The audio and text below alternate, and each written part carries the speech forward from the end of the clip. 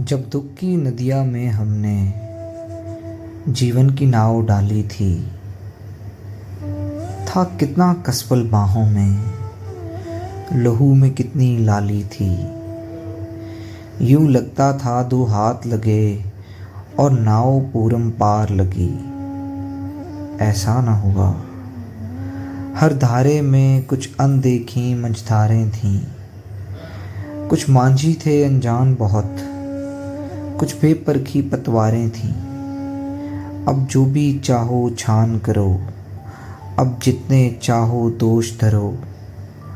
नदिया तो वही है, नाव वही, अब तुम ही कहो क्या करना है, अब कैसे पार उतरना है। जब अपनी छाती में हमने इस देश के घाव देखे थे, था वेदों पर विश्वास बहुत और याद बहुत से नुस्खे थे।